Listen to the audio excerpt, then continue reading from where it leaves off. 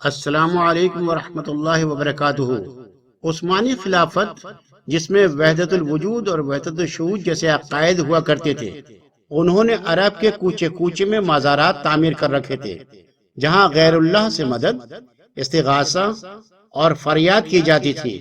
Ertugrul ڈرامے میں یہ بات واضح ہے کہ وہ خود ابن عربی سے مدد مانگتے تھے۔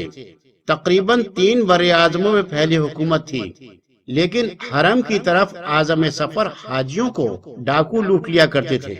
حجاز کے حالات ان کے کنٹرول میں ہی نہیں تھے، بلکہ ان پر وار لارڈز کی حکومت تھی۔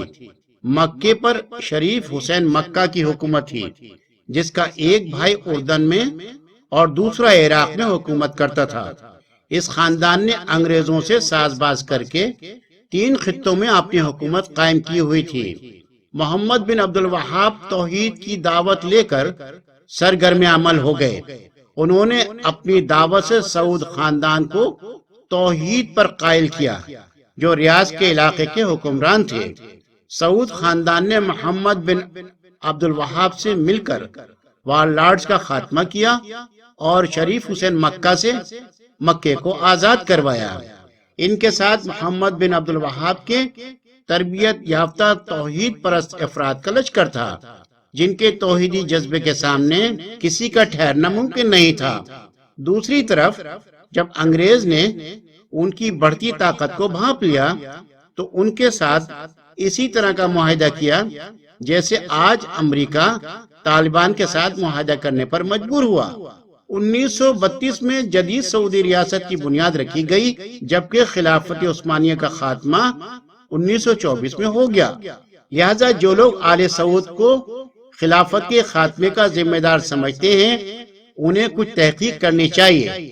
آل سعود نے سعودی عرب سے شرک و بدعت کا خاتمہ کیا، جگہ جگہ بنے مزارات کو منہدم کیا اور نبی صلی اللہ علیہ وسلم کی اس سنت کو زندہ کیا جس کے تحت انہوں نے سیدنا علی رضی اللہ تعالیٰ عنہ کو تمام بت، زمین سے اونچی قبریں اور قبروں پر بنی عمارتیں توڑنے کا حکم دیا تھا۔ شرعی سزائیں نافذ کی، جس کی وجہ سے پورے حجاز میں امن و امان قائم ہوا۔ ہندوستان کے علماء نے عثمانی دور میں امن و امان کی خراب صورتحال کے پیش نظر حج کا سفر نہ کرنے کا فتویٰ دیا ہوا تھا۔ آل سعود کے قائم کردہ امن و امان کی وجہ سے ہر سال حاجیوں کی تعداد بڑھنے لگی، لہذا بار بار حرمین کی توسیع کی گئی۔ غالباً 6 صدی سے حرمین میں چاروں ائمہ کے مقلدین اپنی اپنی جماعت کرواتے تھے۔ یوں مسجد حرم میں 4 الگ الگ جماعتیں ہوتی تھی۔ بیت اللہ کو فرقہ واریت کا گھر بنا دیا گیا تھا۔ یہ آل سعود ہی تھے جنہوں نے بیت اللہ کو فرقہ واریت سے پاک کیا اور صرف ایک جماعت پر سب کو متفق کیا اور مسلکوں کے نام پر بچھائے گئے مسلک ختم کیے۔ نہ صرف بیت اللہ بلکہ پورا حجاز فرقہ واریت سے پاک ہو گیا۔ شرعی پردے کے احکامات جاری کیے گئے، جوا خانے، شراب خانے مکمل بند کیے گئے، عورتوں کو اکیلے سفر کرنے کی ممانعت کی، اسی وجہ سے انہیں ڈرائیونگ کی اجازت نہیں تھی۔ مسجدوں میں نماز کا نظام قائم کیا اور نماز کے وقت مارکیٹیں بند کرنے کا حکم نامہ جاری کیا۔ آج جو لوگ محمد بن سلیمان کے بعض اقدامات کی وجہ سے سعود خاندان کو گالیاں دے رہے ہیں، انہیں معلوم ہونا چاہیے کہ اگر محمد بن سلیمان نے جوا خانے کھولے ہیں، سینما کھولے ہیں یا عورتوں کو ڈرائیونگ کی اجازت دی ہے تو 90 سال تک حجاز کا خطہ ان قباحتوں سے پاک رکھنے کا کریڈٹ بھی تو سعود خاندان ہی کو جاتا ہے، ورنہ دنیا کا کون سا خطہ ہے جہاں یہ عمل 200 سال سے برسر عام نہیں ہو رہے۔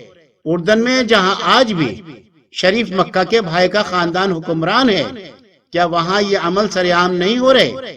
میڈیا کے ہیرو رجب طیب اردوگان کے ملک میں تو مکمل یورپین اسٹائل چل رہا ہے۔ محمد بن سلیمان آل سعود کے طریقے سے ہٹ گئے، اللہ پر توکل کا وہ عمل چھوڑ دیا جس کے باعث ان کے آبا و اجداد کو اللہ تعالیٰ نے اونٹوں کی سواری سے اٹھا کر جہازوں کا مالک بنا دیا۔ اللہ پر توکل کے بجائے مادی وسائل پر مکمل بھروسہ کرنے پر اللہ نے انہیں تنبیہ کر دی ہے، اور تیل پانی کے بھاؤ بکنے لگا، اور حاجیوں کی خدمت کی سعادت بھی اللہ نے چھین لی ہے۔ ترکوں کو بھی اللہ نے وارننگ حج کی بندش سے دی تھی۔